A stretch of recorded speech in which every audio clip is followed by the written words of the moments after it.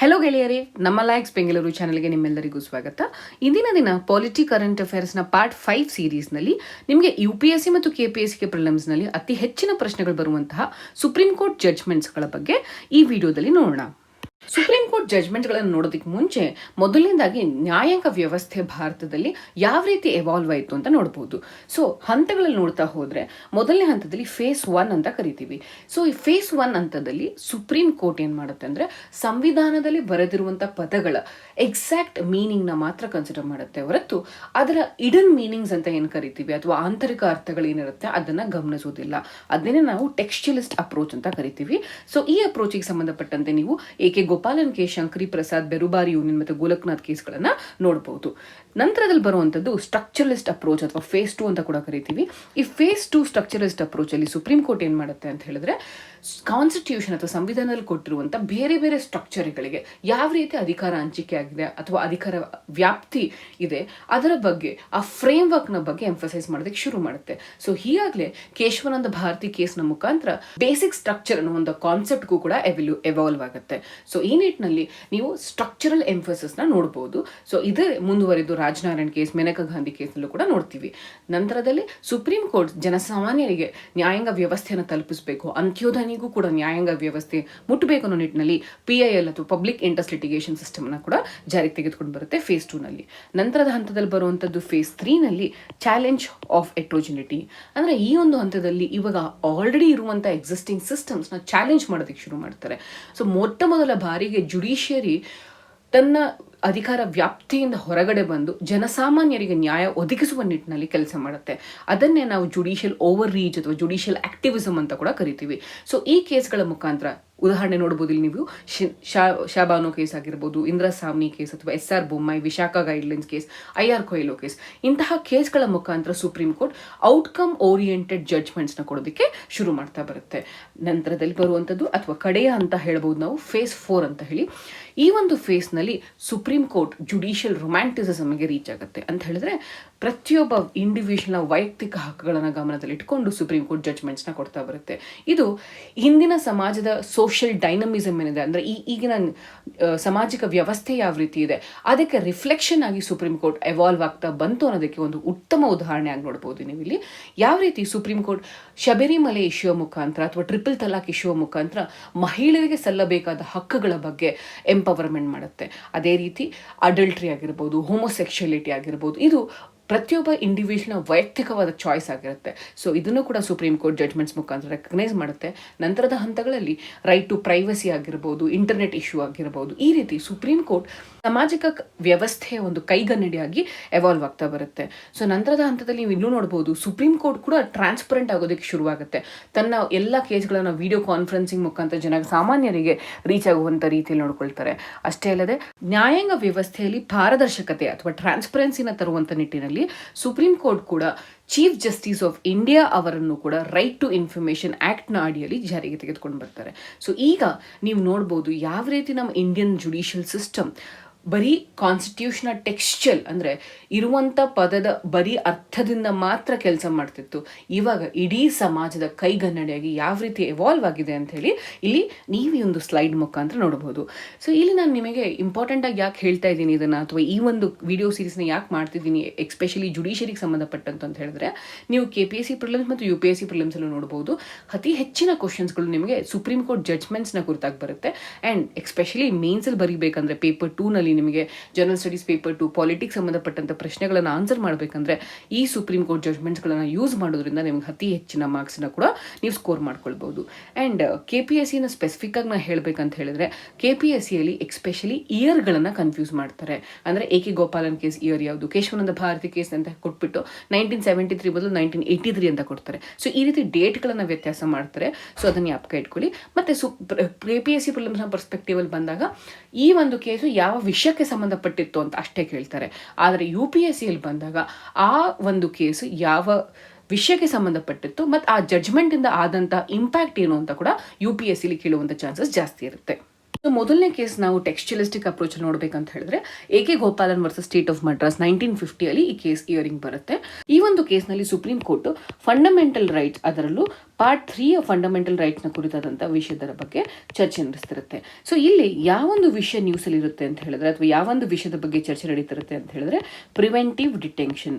So ನಿಮಗೆ ಗೊತ್ತಿರಬಹುದು, preventive detention ಅಂತ ಹೇಳಿದ್ರೆ ಯಾವುದೇ ಒಂದು ಕ್ರೈಮ್ ನಡೆಯುವ ಮುಂಚೆ ಯಾವುದೇ ರೀತಿಯಾದ ಅಹಿತಕರ ಘಟನೆಗಳು ನಡೀಬಾರ್ದು ಅನ್ನೋ ಕಾರಣಕ್ಕೋಸ್ಕರ ಅರೆಸ್ಟ್ ಮಾಡಿದ್ರೆ ಅದನ್ನು ನಾವು ಪ್ರಿವೆಂಟಿವ್ ಡಿಟೆನ್ಷನ್. ಸೊ ಒಂದು ಕ್ರೈಮನ್ನು ಪ್ರಿವೆಂಟ್ ಮಾಡೋದಕ್ಕೋಸ್ಕರ ನಾವು ಅವ್ರನ್ನ ಅರೆಸ್ಟ್ ಮಾಡ್ತೀವಿ, ಅದನ್ನೇ ಪ್ರಿವೆಂಟಿವ್ ಡಿಟೆನ್ಷನ್ ಅಂತ ಕರಿತೀವಿ. ಸೊ ಈ ಒಂದು ಕೇಸ್ನಲ್ಲಿ supreme court part 3 of the constitution ಗಮನದಲ್ಲಿ ಇಟ್ಕೊಂಡು ಡಿಸೈಡ್ ಮಾಡ್ತಿರುತ್ತೆ. ಸೊ ಇಲ್ಲಿ ಏನಾಗಿರುತ್ತೆ ಅಂದರೆ, ಕಮ್ಯುನಿಸ್ಟ್ ಪಾರ್ಟಿ ಲೀಡರ್ಸ್ ಏನಿರ್ತಾರೆ ಅವ್ರು ಹೇಳ್ತಾರೆ, ಈ ಪ್ರಿವೆಂಟಿವ್ ಡಿಟೆನ್ಷನ್ ಲಾ ಏನಿದೆ, ಈ ಪ್ರಿವೆಂಟಿವ್ ಡಿಟೆನ್ಷನ್ನು ಇದು ಸಂವಿಧಾನದ ಆರ್ಟಿಕಲ್ 19 ಏನು, freedom of speech and expression, ಮತ್ತು ಆರ್ಟಿಕಲ್ 21 ರೈಟ್ ಟು ಲೈಫ್, ಮತ್ತು article 22 that is protection against arbitrary arrest and detention. So ಈ ಪ್ರಿವೆಂಟಿವ್ ಡಿಟೆನ್ಷನ್ ಅನ್ನುವಂಥ ಕಾಯ್ದೆ ಏನಿದೆ, ಇದು ನಮ್ಮ ಸಂವಿಧಾನಿಕ ಹಕ್ಕುಗಳಾದಂತಹ ಆರ್ಟಿಕಲ್ 19, 21, 22ಗೆ ವಿರುದ್ಧವಾಗಿದೆ ಅಂತ ಹೇಳಿ ಅವರು ಆರ್ಗ್ಯುಮೆಂಟ್ ಮಾಡ್ತಾರೆ. ಆದರೆ ಸುಪ್ರೀಂ ಕೋರ್ಟ್ ಏನು ಹೇಳುತ್ತೆ ಅಂತ ಹೇಳಿದ್ರೆ, ಈ ಪ್ರಿವೆಂಟಿವ್ ಡಿಟೆನ್ಷನ್ ಅನ್ನೋದು ವ್ಯಾಲಿಡ್ ಆಗಿದೆ ಅಥವಾ ಇದರ ಸಂವಿಧಾನಕ್ಕೆ ಪೂರಕವಾಗಿದೆ ಅಂತ ಹೇಳಿ ಸುಪ್ರೀಂ ಕೋರ್ಟ್ ಜಡ್ಜ್ಮೆಂಟ್ ಕೊಡುತ್ತೆ. ಮತ್ತೆ ಯಾವಾಗಲೇ ಒಂದು ಕೇಸ್ಗಳನ್ನು ಗಮನದಲ್ಲಿ ಇಟ್ಕೋಬೇಕಂದ್ರೆ ಆರ್ಟಿಕಲ್ 19, 21 ಮತ್ತು 22ನ 3 ಸಪ್ರೇಟ್ ಭಾಗಗಳಾಗಿ ನೋಡಬೇಕೆ ಹೊರತು ಇವೆಲ್ಲವನ್ನು ಒಟ್ಟಾರೆಯಾಗಿ ನೋಡಬಾರ್ದು ಅಂತ ಹೇಳಿ ಸುಪ್ರೀಂ ಕೋರ್ಟ್ ಈ ಕೇಸ್ನಲ್ಲಿ ಜಡ್ಜ್ಮೆಂಟ್ ಕೊಡುತ್ತೆ. ಎರಡನೇ ಕೇಸ್ ಬಂದು ಶಂಕರಿ ಪ್ರಸಾದ್ ಕೇಸ್. ಇದು 1951 ನಡೆದಂಥ ಕೇಸು.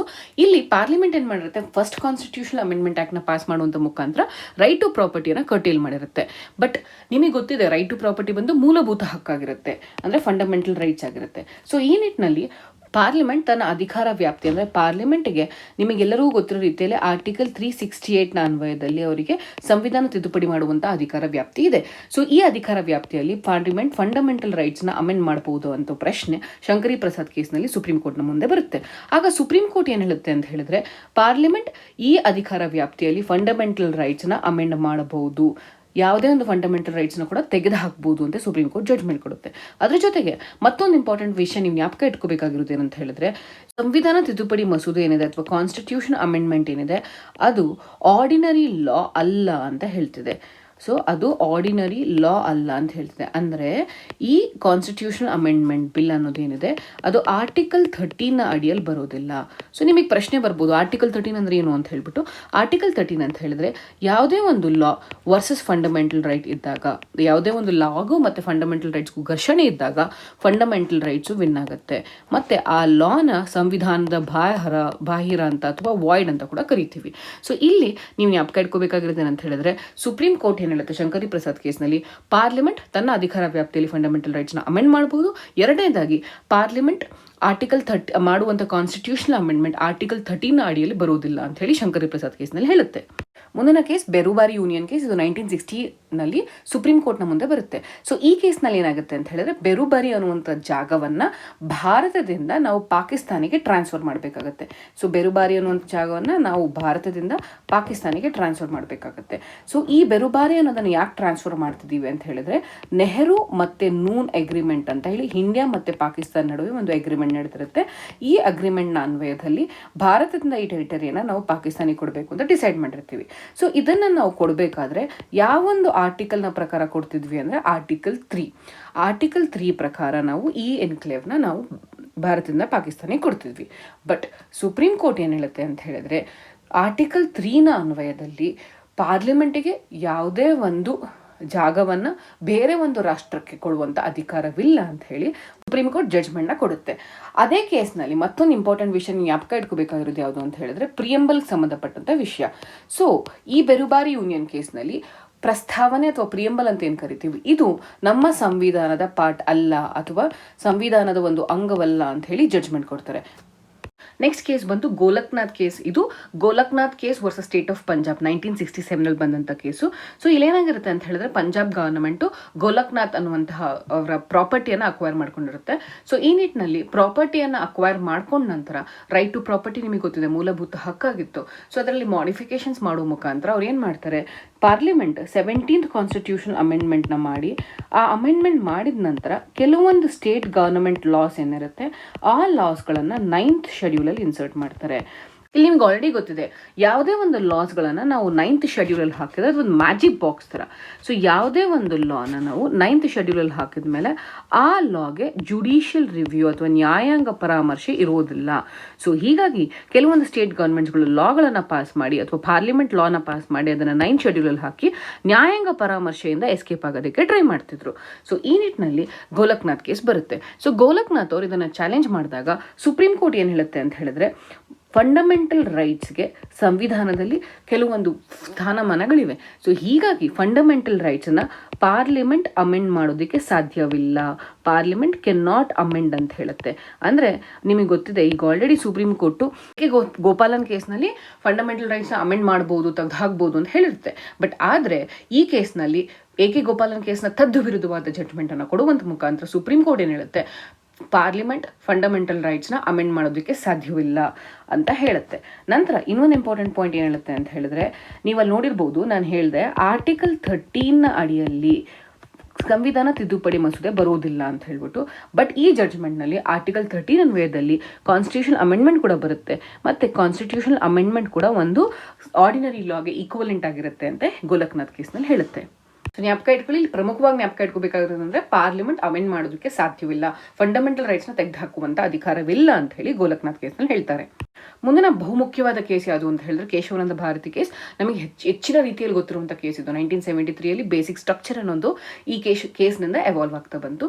ಇಲ್ಲಿ ನೀವು ಪ್ರಮುಖವಾಗಿ ಜ್ಞಾಪಕ ಇಟ್ಕೋಬೇಕಾಗಿರೋದು ಏನಂತ ಹೇಳಿದ್ರೆ, ಕೇಶವಾನಂದ ಭಾರತಿ ಕೇಸ್ ಆಗೋದಕ್ಕೆ ಮುಂಚೆ ಗೋಲಕ್ನಾಥ್ ಕೇಸ್ ನಡೆದಿರುತ್ತೆ. ಗೋಲಕ್ನಾಥ್ ಕೇಸ್ನಲ್ಲಿ ಸುಪ್ರೀಂ ಕೋರ್ಟ್ ಏನು ಹೇಳಿರುತ್ತೆ ಅಂತ ಹೇಳಿದ್ರೆ, ಯಾವುದೇ ಕಾರಣಕ್ಕೂ ಪಾರ್ಲಿಮೆಂಟ್ ಫಂಡಮೆಂಟಲ್ ರೈಟ್ಸ್ನ ಅಮೆಂಡ್ ಮಾಡೋದಕ್ಕೆ ಅಥವಾ ತೆಗೆದುಹಾಕುವಂಥ ಅಧಿಕಾರವಿಲ್ಲ ಅಂತ ಹೇಳಿರುತ್ತೆ. ಆಗ ಪಾರ್ಲಿಮೆಂಟ್ ಏನು ಮಾಡುತ್ತೆ, ಜಿದ್ದಾಜಿದ್ದಿನಿಂದ 24ನೇ ಸಂವಿಧಾನ ತಿದ್ದುಪಡಿ ಮಸೂದೆಯನ್ನು ಪಾಸ್ ಮಾಡುತ್ತೆ. ಈ ಸಂವಿಧಾನ ತಿದ್ದುಪಡಿ ಮಸೂದೆ ಎಂಬ ಪ್ರಕಾರ ಸುಪ್ರೀಂ ಕೋರ್ಟ್ ಏನಿರುತ್ತೆ ಅಂತ ಹೇಳಿದ್ರೆ, ಆರ್ಟಿಕಲ್ 13 ಮತ್ತು ಆರ್ಟಿಕಲ್ 368ನ ಪ್ರಕಾರ ಪಾರ್ಲಿಮೆಂಟಿಗೆ ತನ್ನ ಅಧಿಕಾರ ವ್ಯಾಪ್ತಿಯಲ್ಲಿ ಫಂಡಮೆಂಟಲ್ ರೈಟ್ಸ್ನ ಅಮೆಂಡ್ ಮಾಡುವಂಥ ಅಧಿಕಾರವಿದೆ ಅಂತ ಹೇಳಿ ಒಂದು ಅಮೆಂಡ್ಮೆಂಟ್ನ ಪಾಸ್ ಮಾಡುತ್ತೆ. ಆಗ ಸುಪ್ರೀಂ ಕೋರ್ಟ್ ಗೋಲಕ್ನಾಥ್ ಕೇಸ್ನಲ್ಲಿ ಕೊಟ್ಟಂಥ ಜಡ್ಜ್ಮೆಂಟ್ಗೆ ವಿರುದ್ಧವಾದಂಥ ಜಡ್ಜ್ಮೆಂಟ್ ಕೊಡುತ್ತೆ. ಏನು, ಇನ್ ಕೇಶವಾನಂದ ಭಾರತಿ ಕೇಸಲ್ಲಿ ಹೌದು ಪಾರ್ಲಿಮೆಂಟ್ ನೀವು ಈ ಫಂಡಮೆಂಟಲ್ ರೈಟ್ಸ್ನ ಅಮೆಂಡ್ ಮಾಡ್ಬೋದು ಅಂತ ಸುಪ್ರೀಂ ಕೋರ್ಟ್ ಒಪ್ಕೊಳ್ಳುತ್ತೆ. ಅದ್ರ ಜೊತೆಗೆ ಸುಪ್ರೀಂ ಕೋರ್ಟ್ ಏನು ಹೇಳುತ್ತೆ ಅಂತ ಹೇಳಿದ್ರೆ, ನೀವು ಅಮೆಂಡ್ ಮಾಡಬೇಕಂದ್ರೆ ಕೆಲವೊಂದು ಕಂಡೀಷನ್ಸ್ ಅಥವಾ ನಿಯಮಾವಳಿಗಳನ್ನು ಫಾಲೋ ಮಾಡಬೇಕು ಅಂತ ಹೇಳುತ್ತೆ. ಏನಿದು ಕಂಡೀಷನ್ ಅಂದರೆ, ಅವಾಗಲೇ ಒಂದು ಪದ ಬೇಸಿಕ್ ಸ್ಟ್ರಕ್ಚರ್ ಅಂತ ಎವಾಲ್ವ್ ಆಗೋದು. ಸೊ ಇಲ್ಲಿ ಜ್ಞಾಪಕ ಇಟ್ಕೋಬೇಕು ನೀವು ಏನಂತ ಹೇಳಿದ್ರೆ, ಸಂವಿಧಾನದಲ್ಲಿ ಅಥವಾ ಸುಪ್ರೀಂ ಕೋರ್ಟ್ ಕೂಡ ಬೇಸಿಕ್ ಸ್ಟ್ರಕ್ಚರ್ ಅಂದ್ರೆ ಏನು, ಯಾವ್ಯಾವ ಪ್ರೊವಿಷನ್ಸ್ ಇದೆ ಅಂತ ಹೇಳ್ಬಿಟ್ಟು ಕೇಶವಾನಂದ ಭಾರತಿ ಕೇಸ್ನಲ್ಲಿ ಎಲ್ಲೂ ಕೂಡ ಡಿಟರ್ಮೈನ್ ಮಾಡಿಲ್ಲ. But over a period of time ಪ್ರತಿಯೊಂದು ಕೇಸ್ ಬೈ ಕೇಸ್ನಲ್ಲಿ ಬೇಸಿಕ್ ಸ್ಟ್ರಕ್ಚರ್ಗೆ ಅನ್ವಯ ಆಗುತ್ತಾ ಇಲ್ವಾ ಅಂತ ಹೇಳಿ ಎಕ್ಸಾಮೈನ್ ಮಾಡ್ತಾ ಬರೋಣ ಅಂತ ಹೇಳಿ ಸುಪ್ರೀಂ ಕೋರ್ಟ್ ಹೇಳುತ್ತೆ ಹೊರತು ಬೇಸಿಕ್ ಸ್ಟ್ರಕ್ಚರ್ ಇವೆಲ್ಲ ಪ್ರೊವಿಷನ್ಸ್ ಇನ್ಕ್ಲೂಡ್ ಆಗುತ್ತೆ ಅಂತ ಸುಪ್ರೀಂ ಕೋರ್ಟ್ ಹೇಳಿಲ್ಲ. ನಿಮಗೆ ಈ ಒಂದು ಅಸೈನ್ಮೆಂಟ್ ಏನು ಅಂತ ಹೇಳಿದ್ರೆ, ಬೇಸಿಕ್ ಸ್ಟ್ರಕ್ಚರಲ್ಲಿ ಯಾವೆಲ್ಲ ಪ್ರಾವಿಷನ್ಸ್ ಇರುತ್ತೆ ಅಂತ ಹೇಳ್ಬಿಟ್ಟು ನೀವು Lakshmikanth text book chapter number 11ಗೆ ಹೋದ್ರೆ ನಿಮಗೆಲ್ಲ ಡೀಟೇಲ್ಸ್ ಪ್ರಾವಿಷನ್ಸ್ ಮೆನ್ಷನ್ ಮಾಡಿದ್ದಾರೆ. ಒಂದು ಸಲ ಅದ್ರ ಬಗ್ಗೆ ಗಮನ ಹರಿಸಿ, ಬಿಕಾಸ್ ಒಂದು ಸಲ KPSC ಪ್ರಿಲಿಮ್ಸ್ನಲ್ಲಿ ಕೇಳಿದರೆ ಈ ಕೆಳಗಿನಲ್ಲಿ ಯಾವ್ದು ಬೇಸಿಕ್ ಸ್ಟ್ರಕ್ಚರ್ ಅಂತ ಹೇಳಿ, ಅಂದರೆ among the following identify the basic structure of the constitution ಅಂತ ಒಂದು ಪ್ರಶ್ನೆ ಬಂದಿದೆ. ಸೊ ಹೀಗಾಗಿ ಬೇಸಿಕ್ ಸ್ಟ್ರಕ್ಚರ್ ಅಂದರೆ ಯಾವ್ಯಾವ ಫೀಚರ್ಸ್ ಬರುತ್ತೆ ಅಂತ ಹೇಳಿ ಒಂದು ಸಲ ಲಕ್ಷ್ಮೀಕಾಂತನ 11th ಚಾಪ್ಟರ್ನ ಅಥವಾ basic structure of the constitution ಅನ್ನೋ ಕಾನ್ಸೆಪ್ಟನ್ನು ಒಂದ್ಸಲ ಗಮನ ಹರಿಸಿ. ಕೇಶವಾನಂದ ಭಾರತಿ ಕೇಸ್ ಆದ ನಂತರ ನಮ್ಮ ಭಾರತದ ನ್ಯಾಯಾಂಗ ವ್ಯವಸ್ಥೆ ಅತ್ಯುತ್ತಮವಾದ ಅಂದರೆ ಒಂದು ಪ್ರೊಆಕ್ಟಿವ್ ಮೋಡಿಗೆ ಎಂಟರ್ ಆಯಿತು ಅಂತ ಹೇಳ್ಬೋದು. ಸೊ ಇಲ್ಲಿ ನಾನು ನಿಮಗೆ ಯಾವುದೇ ಒಂದು ವಿಷಯಗಳನ್ನು ತಿಳಿಸ್ಕೊಡ್ತಿದ್ರೆ KPSC ಮತ್ತು UPSC ಪ್ರಿಲಿಮ್ಸ್ ಪರ್ಸ್ಪೆಕ್ಟಿವಲ್ಲಿ ಅಷ್ಟೇ ಹೇಳ್ತಿದ್ದೀನಿ. ಬಿಕಾಸ್ ಈ ಒಂದು ಜಡ್ಜ್ಮೆಂಟ್ಸ್ಗಳ ಡೀಟೇಲ್ಡ್ ಪ್ರಾವಿಷನ್ಸ್ ಕೂಡ ಇದೆ, ಅದು ನಿಮಗೆ ಮೇನ್ಸಲ್ಲಿ ಉಪಯೋಗ ಆಗುತ್ತೆ. ಬಟ್ ಈ ವಿಡಿಯೋಗಳಲ್ಲಿ ನಾವು KPSC ಪ್ರಿಲಿಮ್ಸ್ ಮತ್ತು UPSC ಪ್ರಿಲಿಮ್ಸ್ ಸಂಬಂಧಪಟ್ಟಂಥ ಜಸ್ಟ್ ಎಷ್ಟು ಗೊತ್ತಿರಬೇಕು ನಿಮಗೆ ಅದನ್ನು ಮಾತ್ರ ಕವರ್ ಮಾಡ್ತಿದ್ದೀವಿ. ಮುಂದಿನ case Indira Nehru Gandhi versus Raj Narayan case 1975. ಈ ಒಂದು ಕೇಸ್ನಲ್ಲಿ ಪಾರ್ಲಿಮೆಂಟ್ 39ನೇ ಸಂವಿಧಾನ ತಿದ್ದುಪಡಿ ಮಾಡುವಂಥ ಮುಖಾಂತರ ಏನು ಹೇಳುತ್ತೆ ಅಂತ ಹೇಳಿದ್ರೆ, ಪ್ರೈಮ್ ಮಿನಿಸ್ಟರ್ ಮತ್ತು ಸ್ಪೀಕರಿಗೆ ಸಂಬಂಧಪಟ್ಟಂಥ ಯಾವುದೇ ಒಂದು ಎಲೆಕ್ಷನ್ ಡಿಸ್ಪ್ಯೂಟ್ಸ್ ಇದ್ದಲ್ಲಿ ಆ ಎಲೆಕ್ಷನ್ ಡಿಸ್ಪ್ಯೂಟ್ಸ್ನ ಯಾವುದೇ ಒಂದು ಕೋರ್ಟು ಡಿಸೈಡ್ ಮಾಡೋ ಹಂಗಿಲ್ಲ, ಅಂದರೆ ಅವು ನ್ಯಾಯಾಂಗ ಪರಾಮರ್ಶೆಗೆ ಅಥವಾ ಜುಡಿಷಿಯಲ್ ರಿವ್ಯೂಗೆ ಬರೋದಿಲ್ಲ ಅಂತ ಹೇಳ್ಬಿಟ್ಟು ಇಂದಿರಾ ನೆಹರು ಗಾಂಧಿ ಕೇಸ್ನಲ್ಲಿ ಪಾರ್ಲಿಮೆಂಟ್ ಒಂದು ಅಮೆಂಡ್ಮೆಂಟ್ ಮಾಡುವ ಮುಖಾಂತರ ಹೇಳುತ್ತೆ. ಬಟ್ ನಿಮ್ಮೆಲ್ಲರಿಗೂ ಗೊತ್ತಿದೆ, ಜುಡಿಷಿಯಲ್ ರಿವ್ಯೂ ಅಥವಾ ನ್ಯಾಯಾಂಗ ಪರಾಮರ್ಶೆ ಏನಿದೆ ಅದು ನಮ್ಮ ಸಂವಿಧಾನದ ಒಂದು ಮೂಲ ತತ್ವ ಅಥವಾ ಬೇಸಿಕ್ ಸ್ಟ್ರಕ್ಚರ್ ಅಂತ ಕರಿಬಹುದು. ಸೊ ಈ ನಿಟ್ಟಿನಲ್ಲಿ ಸುಪ್ರೀಂ ಕೋರ್ಟ್ ಏನು ಹೇಳುತ್ತೆ, ಇಲ್ಲ ನೋಡಿ, ಈ ಸಂವಿಧಾನ ತಿದ್ದುಪಡಿಯನ್ನು ನಾವು ಒಪ್ಪೋದಿಲ್ಲ. ಯಾಕಂತ ಹೇಳಿದ್ರೆ ಈ ಸಂವಿಧಾನ ತಿದ್ದುಪಡಿಯಿಂದ ಸಂವಿಧಾನದ ಮೂಲ ತತ್ವವಾದಂಥ ಜುಡಿಷಿಯಲ್ ರಿವ್ಯೂ ಅಥವಾ ನ್ಯಾಯಾಂಗ ಪರಾಮರ್ಶೆ ವೈಲೇಟ್ ಆಗ್ತಿದೆ. ಇದು ನಾವು ಕೊಟ್ಟಿರುವಂಥ ಕೇಶವಾನಂದ ಭಾರತಿ ಜಡ್ಜ್ಮೆಂಟ್ನ ಪ್ರಕಾರ ಪಾರ್ಲಿಮೆಂಟ್ ಯಾವೊಂದು ಪ್ರಾವಿಷನ್ನು ಕೂಡ ಬೇಕಂದ್ರೂ ಅಮೆಂಡ್ ಮಾಡಬಹುದು. ಬಟ್ ಅಮೆಂಡ್ ಮಾಡುವಂಥ ಹೊತ್ತಿನಲ್ಲಿ ಯಾವುದೇ ಕಾರಣಕ್ಕೂ ಬೇಸಿಕ್ ಸ್ಟ್ರಕ್ಚರ್ನ ಎಫೆಕ್ಟ್ ಮಾಡಬಾರ್ದು ಅಂತ. ಸೊ ಅಮೆಂಡ್ ಮಾಡಿ, ಬಟ್ ಆದರೆ ಇದರಿಂದ ನ್ಯಾಯಾಂಗ ಪರಾಮರ್ಶೆಗೆ ಎಫೆಕ್ಟ್ ಆಗ್ತದೆ. ಸೊ ಈ ನಿಟ್ಟಿನಲ್ಲಿ ಈ ಕೇಸಲ್ಲಿ ನಾವು 39 ಕಾನ್ಸ್ಟಿಟ್ಯೂಷನ್ ಅಮೆಂಡ್ಮೆಂಟ್ ಆ್ಯಕ್ಟ್ನ ನಲ್ಲಿಫೈ ಮಾಡ್ತೀವಿ ಅಥವಾ ಅವಾಯ್ಡ್ ಮಾಡ್ತೀವಿ ಅಂತ ಹೇಳ್ತಾರೆ. ಅಂದರೆ ಇನ್ನೊಂದು ರೀತಿಯಲ್ಲಿ ಹೇಳಬೇಕಂತ ಹೇಳಿದ್ರೆ ಈ ಕೇಸ್ನಲ್ಲಿ ಮತ್ತೊಮ್ಮೆ basic structure of the constitution ಅಂತ ಏನು ಪ್ರಾವಿಷನ್ ಇದೆ ಇದನ್ನು ಅಪ್ಹೋಲ್ಡ್ ಮಾಡುತ್ತೆ ಸುಪ್ರೀಂ ಕೋರ್ಟ್. ಇಲ್ಲಿ ನಾವು ಓದ್ತಿರುವಂಥ ಎಲ್ಲ ಕೇಸ್ಗೂ ಒಂದಕ್ಕೂ ಮತ್ತೊಂದು ಕೇಸ್ಗಳಿಗೆ ಲಿಂಕ್ ಆಗ್ತಾ ಹೋಗುತ್ತೆ. ಶಂಕರಿ ಪ್ರಸಾದ್ ಕೇಸು, ಅದ ನಂತರ ಗೋಲಕ್ನಾಥ್ ಕೇಸ್ ನಂತರ ಕೇಶವಾನಂದ ಭಾರತಿ ಕೇಸ್, ಅದರ ನಂತರ ಬರುವಂಥ ಇಂದಿರಾ ನೆಹರು ಗಾಂಧಿ ಕೇಸ್ ಆಗಿರ್ಬೋದು, ನಂತರ ಬರುವಂಥದ್ದು ಮಿನರ್ವಾ ಮಿಲ್ ಕೇಸ್ ಆಗಿರುತ್ತೆ. ಸೊ ಇಲ್ಲಿ ನೀವು ಪ್ರತಿಯೊಂದು ಆರ್ಟಿಕಲ್ಗಳ ಅಥವಾ ಕೆಲವೊಂದು ಕೇಸ್ಗಳನ್ನು ಗಮನದಲ್ಲಿ ಇಟ್ಕೊಳ್ತಾ ಹೋಗಬೇಕು. ಆವಾಗ ನಿಮಗೆ ಇದು ತುಂಬ ಚೆನ್ನಾಗಿ ಅರ್ಥ ಆಗುತ್ತೆ. ಸೊ ನಾನೀಗ ಆಲ್ರೆಡಿ ಹೇಳಿದ್ದೀನಿ ನಿಮಗೆ, ಇಂದಿರಾ ನೆಹರು ಗಾಂಧಿ ಕೇಸಲ್ಲಿ ಹೇಳುತ್ತೆ ಸುಪ್ರೀಂ ಕೋರ್ಟು, ಪಾರ್ಲಿಮೆಂಟ್ ನೀವು ಅಮೆಂಡ್ ಮಾಡಬಹುದು, ಬಟ್ ಬೇಸಿಕ್ ಸ್ಟ್ರಕ್ಚರ್ ವಿರುದ್ಧವಾಗಿ ನಡ್ಕೊಳ್ಳೋಂಗಿಲ್ಲ, ನ್ಯಾಯಾಂಗ ಪರಾಮರ್ಶೆನ ತೆಗೆದುಹಾಕುವಂಥ ಹಕ್ಕು ನಿಮಗಿಲ್ಲ ಅಂತ ಹೇಳಿ ಸುಪ್ರೀಂ ಕೋರ್ಟ್ ಹೇಳುತ್ತೆ. ನಂತರ ಮಿನರ್ವಾ ಮಿಲ್ ಕೇಸ್ನಲ್ಲಿ ಮತ್ತೊಂದು ಬಾರಿ ಪಾರ್ಲಿಮೆಂಟ್ ಏನು ಮಾಡುತ್ತೆ ಅಂತ ಹೇಳಿದ್ರೆ 42nd ಕಾನ್ಸ್ಟಿಟ್ಯೂಷನಲ್ ಅಮೆಂಡ್ಮೆಂಟ್ ಆ್ಯಕ್ಟನ್ನು ಪಾಸ್ ಮಾಡುತ್ತೆ. ಈ ಕಾನ್ಸ್ಟಿಟ್ಯೂಷನಲ್ ಅಮೆಂಡ್ಮೆಂಟ್ ಆ್ಯಕ್ಟ್ನ ಪಾಸ್ ಮಾಡುವ ಮುಖಾಂತರ ಪಾರ್ಲಿಮೆಂಟ್ ಏನು ಹೇಳುತ್ತೆ ಅಂತ ಹೇಳಿದ್ರೆ ಪಾರ್ಲಿಮೆಂಟಿಗೆ ಅಮೆಂಡ್ ಮಾಡುವಂಥ ವಿಷಯಗಳಲ್ಲಿ ಅನ್ಲಿಮಿಟೆಡ್ ಪವರ್ ಇದೆ, ಅವರಿಗೆ ಯಾವುದೇ ರೀತಿಯಾದ ರೆಸ್ಟ್ರಿಕ್ಷನ್ ಇಲ್ಲ, ಮತ್ತು ಯಾವುದೇ ಅಮೆಂಡ್ಮೆಂಟ್ ಮಾಡಿದ್ರು ಕೂಡ ಸುಪ್ರೀಂ ಕೋರ್ಟ್ ಅಥವಾ ಯಾವುದೇ ಕೋರ್ಟ್ ಅದನ್ನು ಕ್ವಶ್ಚನ್ ಮಾಡೋಂಗಿಲ್ಲ ಅಂತ ಹೇಳಿ ಹೇಳುತ್ತೆ. ಆಗ ಸುಪ್ರೀಂ ಕೋರ್ಟ್ ಬಂದು ಮಿನರ್ವಾ ಮಿಲ್ ಕೇಸಲ್ಲಿ ಏನು ಹೇಳುತ್ತೆ ಅಂತ ಹೇಳಿದ್ರೆ ಪಾರ್ಲಿಮೆಂಟ್ಗೆ ಇರುವಂಥದ್ದು ಲಿಮಿಟೆಡ್ ಅಮೆಂಡಿಂಗ್ ಪವರ್. ಈ ಲಿಮಿಟೆಡ್ ಅಮೆಂಡಿಂಗ್ ಪವರ್ ಅಂತ ಏನು ಹೇಳ್ತಿದ್ದೀವಿ, ಈ ಲಿಮಿಟೆಡ್ ಅಮೆಂಡಿಂಗ್ ಪವರೇ ಸಂವಿಧಾನದ ಒಂದು ಬೇಸಿಕ್ ಸ್ಟ್ರಕ್ಚರ್. ಸೊ ಪಾರ್ಲಿಮೆಂಟ್ಗೆ ಆರ್ಟಿಕಲ್ 368 ಅನ್ವಯ ಸಿಗ್ತಿರೋದು ಬರೀ ಲಿಮಿಟೆಡ್ ಪವರ್. ಪಾರ್ಲಿಮೆಂಟ್ ಸ್ವತಃ ತಾನೇ ಅನ್ಲಿಮಿಟೆಡ್ ಮಾಡ್ಕೊಳ್ಳೋದಕ್ಕೆ ಸಾಧ್ಯವಿಲ್ಲ. ಈ ನಿಟ್ಟಿನಲ್ಲಿ ಕಾನ್ಸ್ಟಿಟ್ಯೂಷನ್ ಪಾರ್ಲಿಮೆಂಟ್ನ ಮೇಲೆ ನಿಬಂಧನೆಗಳನ್ನು ಅಥವಾ ನಿರ್ಬಂಧವನ್ನು ಹೇರುತ್ತೆ. ಅದನ್ನೇ ಲಿಮಿಟೆಡ್ ಅಮೆಂಡಿಂಗ್ ಪವರ್ ಅಂತ ಹೇಳುತ್ತೆ. ಇನ್ನೊಂದು ಏನು ಹೇಳುತ್ತೆ ಅಂತ ಹೇಳಿದ್ರೆ, ನಿಮಗೆ ಆಲ್ರೆಡಿ ಗೊತ್ತಿದೆ ಜುಡಿಷಿಯಲ್ ರಿವ್ಯೂ ಅಥವಾ ನ್ಯಾಯಾಂಗ ಪರಾಮರ್ಶೆ ಏನಿದೆ ಅದು basic structure of the constitution ಆಗಿರೋದ್ರಿಂದ ಸೊ ಜುಡಿಷಿಯಲ್ ರಿವ್ಯೂ ಅಥವಾ ನ್ಯಾಯಾಂಗ ಪರಾಮರ್ಶೆಯಿಂದ ಹೊರಪಡಿಸುವಂಥ ಅಧಿಕಾರ ಯಾವುದೇ ರೀತಿಯಾಗಿ ಪಾರ್ಲಿಮೆಂಟ್ಗೆ ಇಲ್ಲ ಅಂತ ಮಿನರ್ವಾ ಮಿಲ್ ಕೇಸ್ನಲ್ಲಿ ಜಡ್ಜ್ಮೆಂಟ್ ಕೊಡುತ್ತೆ. ಈ ಮೂಲಕ ಮತ್ತೊಮ್ಮೆ ಬಾರಿ ಬೇಸಿಕ್ ಸ್ಟ್ರಕ್ಚರನ್ನು ಅಪ್ಹೆಲ್ಡ್ ಮಾಡುತ್ತೆ. ಅದರ ಜೊತೆಗೆ ಸುಪ್ರೀಂ ಕೋರ್ಟ್ ಇನ್ನೊಂದು ಏನು ಹೇಳುತ್ತೆ ಅಂತ ಹೇಳಿದ್ರೆ ಫಂಡಮೆಂಟಲ್ ರೈಟ್ಸ್ ಮತ್ತು DPSP ಏನಿದೆ, ಸೊ ಇವು ಒಂದೇ ಕಾಣಿಯಾದ ಎರಡು ಮುಖಗಳು ಅಂತ ಹೇಳ್ತಾರೆ. ಅಂದರೆ 2 faces of the same coin.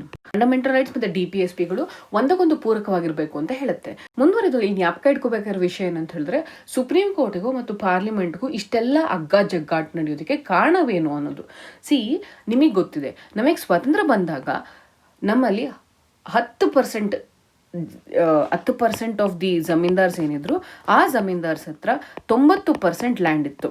Okay, so ಸ್ವಾತಂತ್ರ್ಯ ಬಂದಂಥ ಸಂದರ್ಭದಲ್ಲಿ ಇದು ನಮ್ಮ ಸ್ಟೇಟಸ್ ಇತ್ತು. ಸೊ ನಾವೇನು ಡಿಸೈಡ್ ಮಾಡಿದ್ವಿ, ಲ್ಯಾಂಡ್ ರಿಫಾರ್ಮ್ಸ್ನ ಮಾಡಬೇಕು, ಲ್ಯಾಂಡ್ ಟು ದ ಟಿಲ್ಲರ್ಸ್, ಯಾರು ಜಮೀನಲ್ಲಿ ಬೆಳೀತಿರ್ತಾರೋ ಅವರಿಗೆ ನಾವು ಲ್ಯಾಂಡ್ ಕೊಡಬೇಕು ಅಂತ ಹೇಳಿ ಲ್ಯಾಂಡ್ ರಿಫಾರ್ಮ್ಸ್ನ ಮಾಡಬೇಕಂತ ಡಿಸೈಡ್ ಮಾಡಿದ್ವಿ.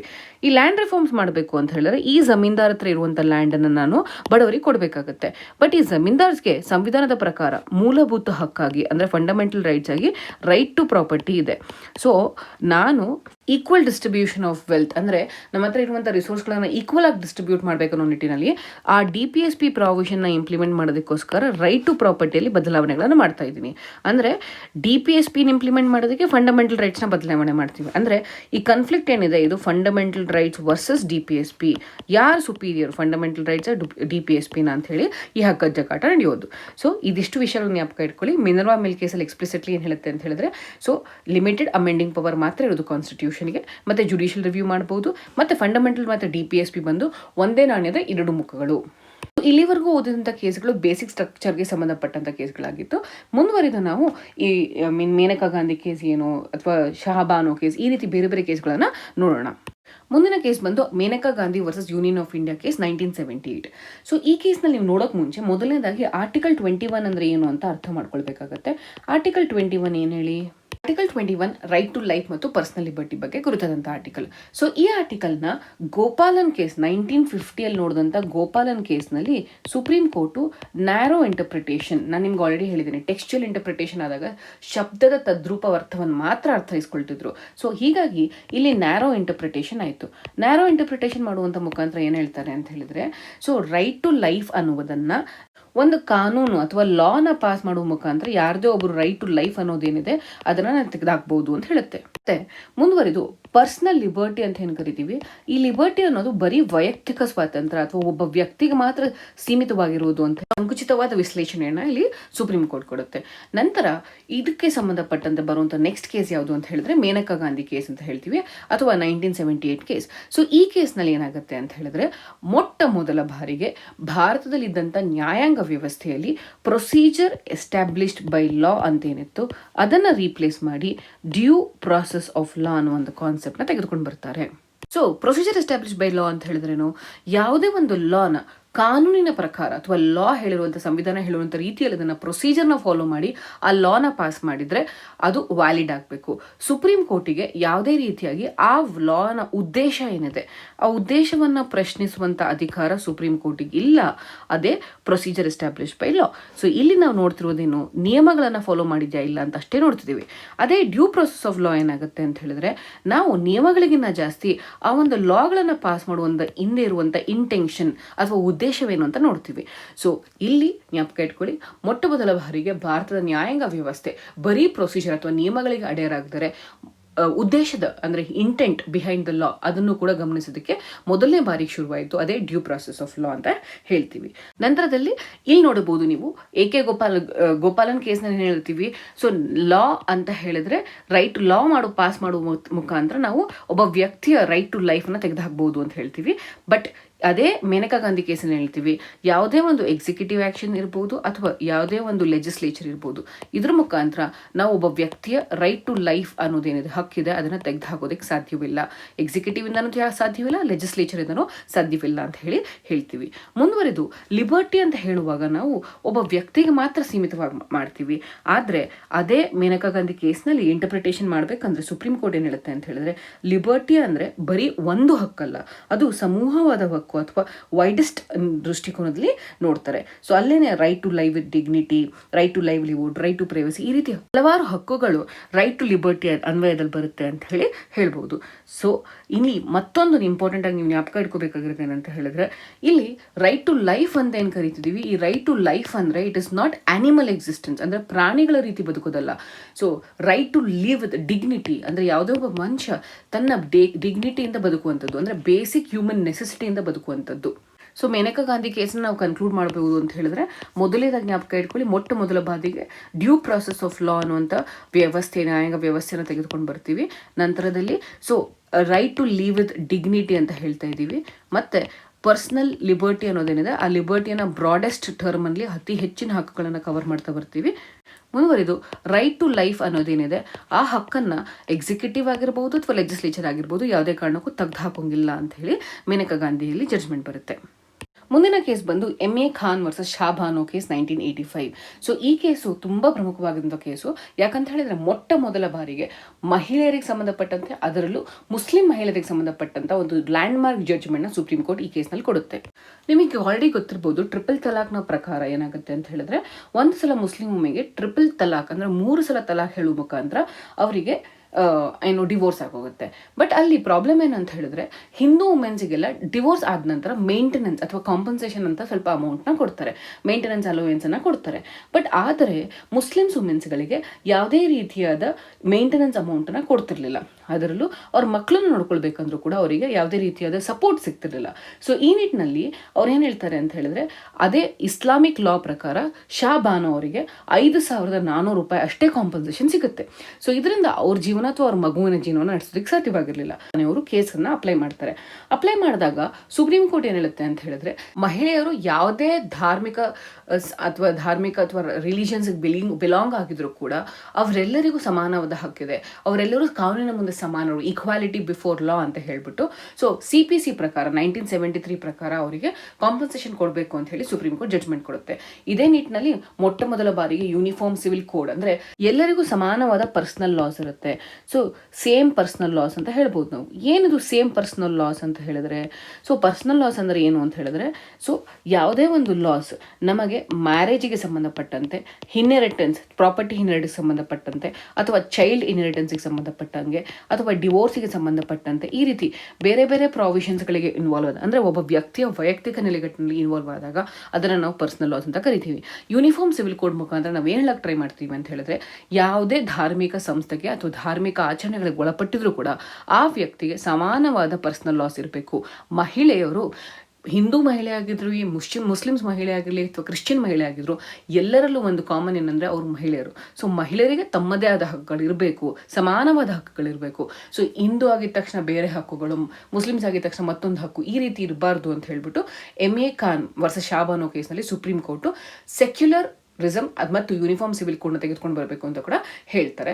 ಅಷ್ಟೇ ಇರದೆ ಶಾಬಾನು ಅವರಿಗೆ CPC ಪ್ರಕಾರ ಅವರಿಗೆ ಕಾಂಪನ್ಸೇಷನ್ ಕೊಡಬೇಕು ಅಂತ ಹೇಳುತ್ತೆ. ಬಟ್ ಇದೇ ಸಂದರ್ಭದಲ್ಲಿ ಏನಾಗುತ್ತೆ ಅಂತ ಹೇಳಿದ್ರೆ, ನಿಮಗೆ ಗೊತ್ತಿರಬಹುದು ಆರ್ಟಿಕಲ್ 25ನ ಪ್ರಕಾರ ನಾವು ಫ್ರೀಡಮ್ ಟು ರಿಲಿಜನ್, ಅಂದರೆ ರೈಟ್ ಟು ಪ್ರಾಕ್ಟೀಸ್ ರಿಲಿಜನ್ ಅಂತ ಕೊಟ್ಟಿದ್ದೀವಿ. ಸೊ ಫ್ರೀಡಮ್ ಆಫ್ ರಿಲಿಜನಲ್ಲಿ ಏನಾಗುತ್ತೆ ಅಂತ ಹೇಳಿದ್ರೆ, ಯಾವುದೇ ಒಂದು ಧಾರ್ಮಿಕ ಸಂಸ್ಥೆಗಳು ಅಥವಾ ಧಾರ್ಮಿಕ ಆಚರಣೆಗಳು ಅವರಿಗೆ ಇಷ್ಟ ಆಗುವಂಥ ರೀತಿಯಲ್ಲಿ right to manage religious affairs ಇದೆ. ಸೊ ಅವರಿಗೆ ಇಷ್ಟ ಬಂದ ರೀತಿಯಲ್ಲಿ ಅವರು ತಮ್ಮ ಧಾರ್ಮಿಕ ಆಚರಣೆಗಳನ್ನ ಕಂಟಿನ್ಯೂ ಮಾಡ್ತಾ ಹೋಗ್ಬೋದು. ಸೊ ಹೀಗಾಗಿ ಏನಾಗುತ್ತೆ ಅಂತ ಹೇಳಿದ್ರೆ, ನಾವು right to equality versus right to freedom of ರಿಲಿಜನ್ನ ತೆಗೆದುಕೊಂಡು ಬರ್ತೀವಿ. ಸೊ ಈ ನಿಟ್ಟಿನಲ್ಲಿ ಅವಾಗ ತುಂಬ ಪೊಲಿಟಿಕಲ್ ಕಾಂಟ್ರವರ್ಸಿ ಆಗುತ್ತೆ. ಆಗ ಕೇಂದ್ರ ಸರ್ಕಾರ ಈ ಒಂದು ಜಡ್ಜ್ಮೆಂಟ್ ಅನ್ನ ತೆಗೆದುಹಾಕೋದಕ್ಕೋಸ್ಕರ Muslim women protection on divorce act 1986 ಅನ್ನೋದನ್ನ ಪಾಸ್ ಮಾಡುತ್ತೆ. ಇದ್ರ ಪ್ರಕಾರ ಏನಂತ ಹೇಳಿದ್ರೆ, ಅವರಿಗೆ ಅಲಿಮೋನಿಯನ್ನ ಅವರ ಮುಸ್ಲಿಂ ಲಾನ ಪ್ರಕಾರನೇ ಕೊಡಬೇಕು ಅಂತ ಹೇಳಿ ಮತ್ತೊಮ್ಮೆ ಸೆಂಟ್ರಲ್ ಗವರ್ಮೆಂಟ್ ಲಾನ ಪಾಸ್ ಮಾಡುತ್ತೆ. ಮುಂದಿನ ಕೇಸ್ ಬಂದರು Indira Sawhney versus union of India case 1992. So ಈ ಒಂದು ಕೇಸ್ನ ಸಂಬಂಧಪಟ್ಟಂತೆ ಮತ್ತೆ ಇದಕ್ಕೆ ರಿಲೇಟೆಡ್ ಆಗಿರುವಂಥ ಬೇರೆ ಬೇರೆ ರಿಸರ್ವೇಷನ್ ಸಂಬಂಧಪಟ್ಟಂತ ಯಾವ್ಯಾವ ಕೇಸ್ ಇವೆ ಅವೆಲ್ಲವನ್ನ ನಾನು ನಿನ್ನೆಯ ವಿಡಿಯೋದಲ್ಲಿ ರೆಕಾರ್ಡ್ ಮಾಡಿದ್ದೀನಿ. ಸೊ ಒಂದ್ಸಲ ನೀವು ರಿಸರ್ವೇಷನ್ ಸಂಬಂಧಪಟ್ಟಂತ ಎಲ್ಲ ಸುಪ್ರೀಂ ಕೋರ್ಟ್ ಜಡ್ಜ್ಮೆಂಟ್ಸ್ಗಳನ್ನು ನಿನ್ನೆಯ ನಿನ್ನೆಯ ಪಾಲಿಟಿ ಕರೆಂಟ್ ಅಫೇರ್ಸ್ ಪಾರ್ಟ್ 4 ಸೀರೀಸ್ನಲ್ಲಿ ನೋಡಿದ್ರೆ ನಿಮಗೆ ಸಂಪೂರ್ಣವಾದ ಮಾಹಿತಿ ಸಿಗುತ್ತೆ. ಮುಂದಿನ ಕೇಸ್ ಬಂದು SR ಬೊಮ್ಮಾಯಿ ಕೇಸ್ 1994. ಸೊ ಈ ಕೇಸ್ನಲ್ಲಿ ಏನಾಗಿರುತ್ತೆ ಅಂತ ಹೇಳಿದ್ರೆ, ಕರ್ನಾಟಕದ ಜನತಾ ದಳನ ಚೀಫ್ ಮಿನಿಸ್ಟರ್ ಆಗಿದ್ದಂಥ SR ಬೊಮ್ಮಾಯಿ ಅವರು ಸರ್ಕಾರವನ್ನು ರಚಿಸಿರ್ತಾರೆ. ಆದರೆ JDS ಪಾರ್ಟಿಯ ಸದಸ್ಯರು ಪಕ್ಷದಿಂದ ಪಕ್ಷಕ್ಕೆ ಸೇರೋದ್ರಿಂದ, ಪಕ್ಷಾಂತರ ಮಾಡೋದ್ರಿಂದ ಸೊ SR ಬೊಮ್ಮಾಯಿ ಅವರಿಗೆ ಮೆಜಾರಿಟಿ ಇಲ್ದಿರೋ ರೀತಿಯಲ್ಲಿ ಆಗುತ್ತೆ. ಆಗ ಇಮಿಡಿಯೇಟ್ ಆಗಿ ಗವರ್ನರ್ ಏನು ಮಾಡ್ತಾರೆ, ಆರ್ಟಿಕಲ್ 356ನ ಪ್ರಾವಿಷನ್ ಅನ್ವಯದಲ್ಲಿ ಆ ಸರ್ಕಾರವನ್ನು ಡಿಸ್ಮಿಸ್ ಮಾಡ್ತಾರೆ. ಬಟ್ ನಿಮಗೆ ಗೊತ್ತಿರಬೇಕಿಲ್ಲ ಒಂದು ಇಂಪಾರ್ಟೆಂಟ್ ವಿಷಯ ಏನು ಅಂತ ಹೇಳಿದ್ರೆ, ಚೀಫ್ ಮಿನಿಸ್ಟರ್ ಅವರಿಗೆ ಮೆಜಾರಿಟಿ ಪ್ರೂವ್ ಮಾಡೋಕ್ಕೆ ಫ್ಲೋರ್ ಟೆಸ್ಟ್ ಮಾಡೋದಕ್ಕೆ ಗವರ್ನರ್ ಅವಕಾಶ ಕೊಡಬೇಕಿತ್ತು. ಬಟ್ ಗವರ್ನರ್ ಅವಕಾಶ ಕೊಡಿದ್ರೆ ಆರ್ಟಿಕಲ್ 356ನ ಅನ್ವಯದಲ್ಲಿ ಪ್ರೆಸಿಡೆಂಟಿಗೆ ರಿಪೋರ್ಟ್ ಕಳಿಸ್ಬಿಡ್ತಾರೆ. ಪ್ರೆಸಿಡೆಂಟ್ ಏನು ಮಾಡ್ತಾರೆ, ಇಮಿಡಿಯೇಟ್ ಆಗಿ ಆ ಗವರ್ನರ್ ಕೊಡಿಸಿದ ರಿಪೋರ್ಟ್ನ ಮೇಲೆ SR ಬೊಮ್ಮಾಯಿ ಅವರ ಸರ್ಕಾರ ಏನಿರುತ್ತೆ ಅದನ್ನ ವಜಾಗೊಳಿಸ್ತಾರೆ. ಮುಂದುವರೆದು ಈ ಒಂದು ಕೇಸ್ನಲ್ಲಿ ಸುಪ್ರೀಂ ಕೋರ್ಟ್ ಕೊಟ್ಟಂತ ಜಡ್ಜ್ಮೆಂಟ್ಸ್ಗಳನ್ನ ಕ್ಲಿಯರ್ ಕಟ್ ಆಗಿ ನೋಡ್ಕೊಳ್ಳಿ. ಸೊ ಆರ್ಬಿಟ್ರರಿಯಾಗಿ ಮನಸ್ಸೋ ಹೆಚ್ಚಾಗಿ ಯಾವುದೇ ಒಂದು ಸ್ಟೇಟ್ ಗವರ್ಮೆಂಟ್ನ ಪ್ರೆಸಿಡೆಂಟ್ ಡಿಸ್ಮಿಸ್ ಮಾಡೋಂಗಿಲ್ಲ. ಪ್ರೆಸಿಡೆಂಟ್ಗೆ ಇದರಲ್ಲಿ ಸಂಪೂರ್ಣವಾದ ಅಧಿಕಾರ ಇಲ್ಲ. ಪ್ರೆಸಿಡೆಂಟ್ ಪಾರ್ಲಿಮೆಂಟ್ ಅಪ್ರೂವ್ ಮಾಡಿದ ನಂತರನೇ ಅವರನ್ನ ಡಿಸಾಲ್ವ್ ಮಾಡಬೇಕು, ಅಲ್ಲಿವರೆಗೂ ಅವ್ರನ್ನ ಸಸ್ಪೆಂಡ್ ಮಾಡಬೇಕಷ್ಟೇ. ಅಂದ್ರೆ ಗವರ್ನರ್ ರಿಪೋರ್ಟ್ ಕೊಟ್ಟ ಮೇಲೆ ಪ್ರೆಸಿಡೆಂಟ್ ಅವ್ರನ್ನ ಏನು ಮಾಡ್ಬೋದು, ಅವರನ್ನ ಸಸ್ಪೆಂಡ್ ಮಾಡಬೇಕು. ಆಮೇಲೆ ಪಾರ್ಲಿಮೆಂಟ್ ಅಪ್ರೂವ್ ಮಾಡಿದ್ಮೇಲೆ ಅಷ್ಟೇ ಅವರನ್ನು ಡಿಸಾಲ್ವ್ ಮಾಡಬೇಕು. ಇಲ್ಲಿ ಒಂದು ಎಕ್ಸ್ಟ್ರಾ ಸ್ಟೆಪ್ ಆ್ಯಡ್ ಆಗುತ್ತೆ. ಏನಂತ ಹೇಳಿದ್ರೆ, ಪ್ರೆಸಿಡೆಂಟ್ ಅವ್ರನ್ನ ಸಸ್ಪೆಂಡ್ ಮಾಡ್ತಾರೆ. ಸೊ ನಂತರದಲ್ಲಿ ಪಾರ್ಲಿಮೆಂಟ್ ಅಪ್ರೂವಲ್ ಆಗುತ್ತೆ. ಪಾರ್ಲಿಮೆಂಟ್ ಅಪ್ರೂವಲ್ ಆದ ನಂತರನೇ ಅವ್ರನ್ನ ಡಿಸಾಲ್ವ್ ಮಾಡಬೇಕು ಅನ್ನೋದು. ಸೊ ಅಕಸ್ಮಾತ್ ಪಾರ್ಲಿಮೆಂಟ್ ಅಪ್ರೂವ್ ಮಾಡಿಲ್ಲ ಅಂತ ಹೇಳಿದ್ರೆ ಏನಾಗುತ್ತೆ, ಅದೇ ಸ್ಟೇಟ್ ಲೆಜಿಸ್ಲೇಟಿವ್ ಅಸೆಂಬ್ಲಿ ಮತ್ತೊಮ್ಮೆ ರೀಸ್ಟೋರ್ ಆಗಿ ಕೆಲಸ ಮಾಡೋದಕ್ಕೆ ಶುರು ಮಾಡುತ್ತೆ. ಸೊ SR ಬೊಮ್ಮಾಯಿ ಕೇಸ್ ಏನೇನಿದೆ ಅದು ನಮಗೆ ಫೆಡರೇಷನ್ ಕೂಟ ವ್ಯವಸ್ಥೆಗೆ ಸಂಬಂಧಪಟ್ಟಂತ ಪ್ರಮುಖವಾದ ಜಡ್ಜ್ಮೆಂಟ್ ಅಂತ ಹೇಳ್ಬೋದು. ಸೊ ಮೊಟ್ಟ ಮೊದಲ ಬಾರಿಗೆ ಆರ್ಟಿಕಲ್ 356 ಎಷ್ಟು ಮಿಸ್ಯೂಸ್ ಆಗಿತ್ತಲ್ಲ, ನಿಮಗೆ ಗೊತ್ತಿರಬಹುದು. ಸುಮಾರು 100 ಬಾರಿಗಿನ ಹೆಚ್ಚಾಗಿ ಆರ್ಟಿಕಲ್ 365ನ ಯೂಸ್ ಮಾಡಿದ್ರು. ಸೊ ಹೀಗಾಗಿ ಹೆಚ್ಚಿನ ಬಾರಿ ಮಿಸ್ಯೂಸ್ ಆಗಿದೆ. ಸೊ ಈ ನಿಟ್ಟಿನಲ್ಲಿ SR ಬೊಮ್ಮಾಯಿ ಕೇಸ್ ಒಂದು ಮೈಲ್ ಸ್ಟೋನ್ ಅಂತಾನೆ ಹೇಳ್ಬೋದು. ಸೊ ಹೀಗಾಗಿ ಯಾವುದೇ ಒಂದು ಗವರ್ನರ್ ಕೂಡ ಫ್ಲೋರ್ ಟೆಸ್ಟ್ ಮಾಡಿದ್ರೆ ಪ್ರೆಸಿಡೆಂಟಿಗೆ ರಿಪ್ಲೈ ಕೊಡೋಂಗಿಲ್ಲ. ಪ್ರೆಸಿಡೆಂಟ್ ರಿಪ್ಲೈ ಕೊಟ್ಟರು ಕೂಡ ಪ್ರೆಸಿಡೆಂಟ್ ಏನು ಮಾಡಬೇಕು, ಸಸ್ಪೆಂಡ್ ಮಾಡಬಹುದಷ್ಟೇ. ತಾತ್ಕಾಲಿಕವಾಗಿ ಅವ್ರನ್ನ ಸಸ್ಪೆಂಡ್ ಮಾಡಿರ್ತಾರೆ. ಪಾರ್ಲಿಮೆಂಟ್ ಅಪ್ರೂವ್ ಮಾಡಿದ ತಕ್ಷಣ ಅವ್ರನ್ನ ಡಿಸಾಲ್ವ್ ಮಾಡಬಹುದು. ಇದು SR ಬೊಮ್ಮಾಯಿ ಕೇಸಲ್ಲಿ ನೀವು ಜ್ಞಾಪಕ ಇಟ್ಕೋಬೇಕಾಗಿರುವಂಥ ವಿಷಯ. ಗೆಳೆಯರೆ, ಈ ಒಂದು ವಿಡಿಯೋ ಸೀರೀಸ್ನಲ್ಲಿ ಸುಮಾರು 11 ಸುಪ್ರೀಂ ಕೋರ್ಟ್ ಜಡ್ಜ್ಮೆಂಟ್ಸ್ಗಳನ್ನು ನಾನು ಡಿಸ್ಕಸ್ ಮಾಡಿದ್ದೀನಿ. ಇನ್ಫಾರ್ಮೇಷನ್ ಕೊಡೋದಕ್ಕಿಂತ ಜಾಸ್ತಿ ಇನ್ಫಾರ್ಮೇಷನ್ ಓವರ್ಲೋಡ್ ಆಗಬಾರ್ದು. ಸೊ ಈ ನಿಟ್ಟಿನಲ್ಲಿ ನಾನು ಏನು ಮಾಡ್ತಿದ್ದೀನಿ ಅಂತ ಹೇಳಿದ್ರೆ, ಈ ಒಂದು 11th ಸ್ಲೈಡ್ ಅಥವಾ 11th ಕೇಸ್ನಿಂದ ನಾನು ಈ ವಿಡಿಯೋ ಸೀರೀಸ್ನ ಎಂಡ್ ಮಾಡಿ ನನಗೆ ನೆಕ್ಸ್ಟ್ ವಿಡಿಯೋ ಸೀರೀಸ್ನಲ್ಲಿ ಮುಂದುವರೆದು ಎಲ್ಲ ಇರುವಂಥ ಟ್ರಿಪಲ್ ತಲಾಕ್ ಆಗಿರ್ಬೋದು, ಶಬರಿಮಲಾ ಕೇಸ್ ಆಗಿರ್ಬೋದು, right to property, right to privacy, ಇವೆಲ್ಲ ಸಂಬಂಧಪಟ್ಟಂಥ ಕೇಸ್ಗಳನ್ನು ಮುಂದಿನ ವಿಡಿಯೋ ಸೀರೀಸ್ನಲ್ಲಿ ಡಿಸ್ಕಸ್ ಮಾಡ್ತೀನಿ. ಈಗ ಆಲ್ರೆಡಿ ಸಮಯ 1:20 ಆಗಿದೆ, ರಾತ್ರಿ 1:20 ಆಗಿದೆ. ಸೊ ಈ ನಿಟ್ಟಿನಲ್ಲಿ ಈ ವಿಡಿಯೋ ಸೀರೀಸ್ನ ಇಲ್ಲಿ ನಿಲ್ಲಿಸಿ ಮುಂದುವರಿದ ಭಾಗದಲ್ಲಿ ನಾನು ಸಂಪೂರ್ಣವಾದ ಸುಪ್ರೀಂ ಕೋರ್ಟ್ ಜಡ್ಜ್ಮೆಂಟ್ಸ್ಗಳನ್ನು ಮುಗಿಸ್ಕೊಡ್ತೀನಿ. ಗೆಳೆಯರೆ, ಈ ಒಂದು ವಿಡಿಯೋನ ರಾತ್ರಿ ಇಷ್ಟೊತ್ತಿಗೆ ನಾನು ಯಾಕೆ ರೆಕಾರ್ಡ್ ಮಾಡ್ತೀನಿ, ನಿಮಗೆ ಅನುಕೂಲವಾಗಬೇಕಂತ ನಿಟ್ಟಿನಲ್ಲಿ. ಸೊ ನಿಮಗೆ ಏನೇ ಚೇಂಜಸ್ ಬೇಕಿದ್ರು, ಏನೇ ಮಾಡಿಫಿಕೇಶನ್ಸ್ ಬೇಕಿದ್ರು, ನಿಮಗೆ ಬೇಕಾಗಿರುವಂಥ ರೀತಿಯನ್ನು ನೀವು ಕಮೆಂಟ್ ಸೆಕ್ಷನಲ್ಲಿ ಕಮೆಂಟ್ ಮಾಡೋ ಮುಖಾಂತರ ಹೇಳಿದ್ರೆ ನಾವು ನಿಮಗೋಸ್ಕರ ಆ ವಿಡಿಯೋಗಳನ್ನ ಮಾಡಿಕೊಡ್ತೀವಿ. ಆಲ್ ದಿ ಬೆಸ್ಟ್ ನಿಮ್ಮ ಎಕ್ಸಾಮ್ಸ್ಗಳಿಗೆ. ಚೆನ್ನಾಗಿ ಪ್ರಿಪೇರ್ ಮಾಡಿ and I wish you all success.